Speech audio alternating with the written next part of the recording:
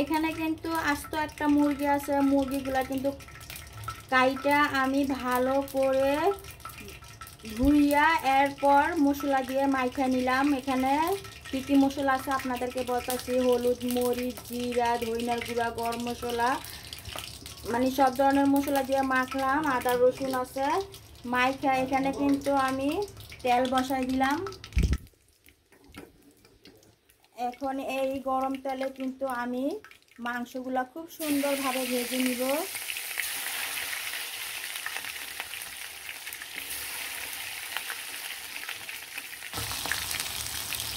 এরকম সুন্দর সুন্দর রান্না দেখার জন্য অবশ্যই ফলো করে পাশে থাকবেন, লাইক কমেন্ট শেয়ার করে অবশ্যই সাপোর্ট করবেন। আর এখানে কিন্তু আমি কচু লতিগুলা চিকন চিকন লতিগুলা খুব সুন্দরভাবে কেটে পরিষ্কার করে নিলাম। লতি দিয়ে কিন্তু চিংড়ি মাছ দিয়ে রান্না করব, সেরকম স্বাদ। আমার কাছে কিন্তু লতিগুলা খুবই সুন্দর, টাটকা এরকম সুন্দর লতিগুলা দিয়ে কিন্তু রান্না করলে অবশ্যই খুব স্বাদ। আর এখানে কিন্তু মাংসগুলা ভেজে রান্না করে ফেলবো। মাংসটা কিন্তু এক পিসটা দিয়ে হয়ে গেছে, আমি কিন্তু এখন আবার মাংসটা উল্টায় দিব। লাল লাল করে কিন্তু ভাজা হয়ে গেছে, খুব সুন্দর করে কিন্তু আমি মাংসগুলা উল্টায় দিলাম। দেখেন, দেখতেই পাচ্ছেন খুব সুন্দর লাল লাল হয়েছে মাংসগুলা। এরকম মাংস ভেজে যদি রান্না করেন তাহলে দেখবেন সেই স্বাদ। মুরগা কিন্তু এরকম ভেজে রান্না করলে অনেক স্বাদ। আর এখানে কিন্তু লটকন নিয়ে আসছে, অনেক বড় বড় লটকন। লটকনগুলা কিন্তু অনেক মিষ্টি। আমি কিন্তু একটা লটকন এখানে যে শিলা খাইয়া দেখছি, লটকনটা কিন্তু অনেক মিষ্টি, অনেক মজা। লটকন কিন্তু এরকম বড় বড় লটকন মিষ্টি না হলে কিন্তু খাওয়া যায় না। অনেক লটকন আছে অনেক চুকা, কিন্তু এই লটকনগুলো কিন্তু অনেক স্বাদ, অনেক মিষ্টি।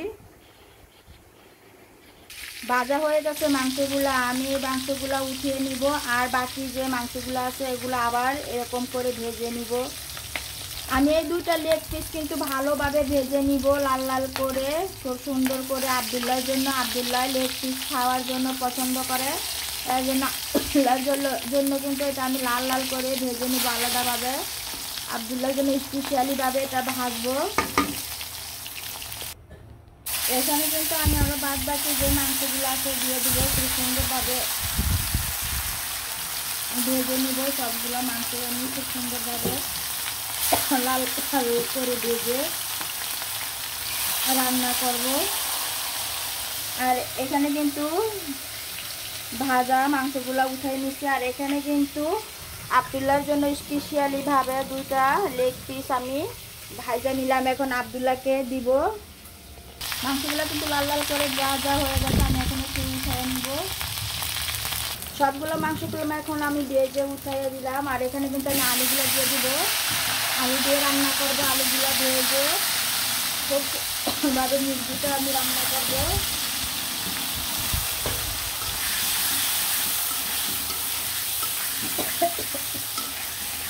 তো ভালোভাবে আলুটা আমি মুরগির মাংসর মতো লাল লাল করে ভেজে নিব।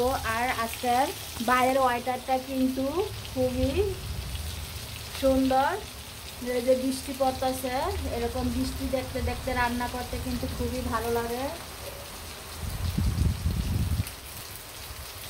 এটা কিন্তু পেঁপে গাছ, দেখেন কি সুন্দর পেঁপে ধরে আছে।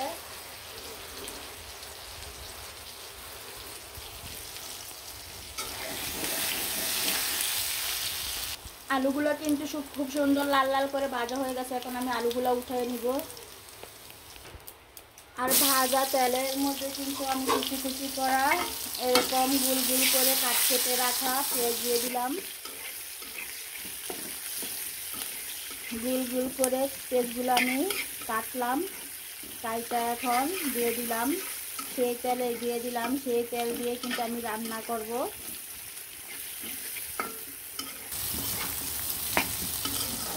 এখন পেঁয়াজগুলো বাদামি কালার হয়ে আসা পর্যন্ত অপেক্ষা করব। পেঁয়াজগুলো কিন্তু আবার বাদামি কালার হয়ে এসেছে। এখন ফ্লেম দিয়ে দিব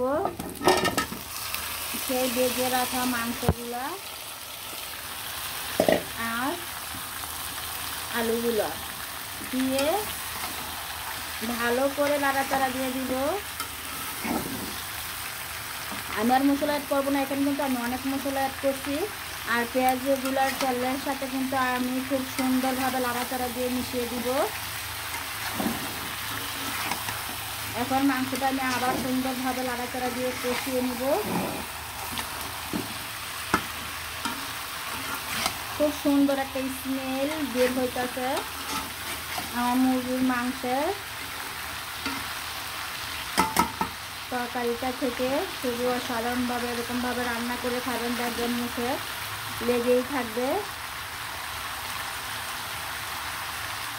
মাংসটা আমার কষানো হয়ে গেছে। এখন আমি পরিমাণ মতো একটু পানি দিয়ে দিব সিদ্ধ হওয়ার জন্য। মাংসগুলো কিন্তু খুব সুন্দরভাবে আমি কষাই নিলাম, দেখতেই পারতেছেন খুব সুন্দর হয়েছে কষানোটা। আর এখানে আমি পরিমাণ মতো পানি দিয়ে দিলাম। আপনারা এরকম পরিমাণ মতো পানি দিয়ে দিবেন মাংসটা সিদ্ধ হওয়ার জন্য, আলুগুলো সিদ্ধ হওয়ার জন্য। পানি দিয়ে খুব সুন্দরভাবে রান্নাটা করে ফেলবেন। মাংসটার মধ্যে পরিমাণ মতো পানি দিয়ে দিলাম। এখন সিদ্ধ হয়ে আসা আগ পর্যন্ত অপেক্ষা করব আর ঢাকনা দিয়ে ঢেকে দিব। খুবই অসাধারণ একটি রান্না, এরকম করে রান্না করে খাবেন, দেখবেন শরীর স্বাস্থ্য সবই ভালো থাকবে। আর মজার মজার রান্না খেয়ে ফেলবেন এভাবে বানিয়ে বানিয়ে আমার মতো। আমি কিন্তু বাচ্চাদেরকে মানে অলসতা দেখাই না, বাচ্চারা যেটা খাইতে চায় আমি কিন্তু বাচ্চাদেরকে সেটা করে খাইয়ে দেই। কারণ বাচ্চারা অন্য জায়গায় কোথায় গিয়ে খাবে যদি নিজের মাই মন মতো না খাওয়াতে পারে। এর জন্য বাচ্চারা যা চাহিদা করে, যা বায়না করে, আমি কিন্তু বাচ্চাদেরকে করে করে খাওয়াই।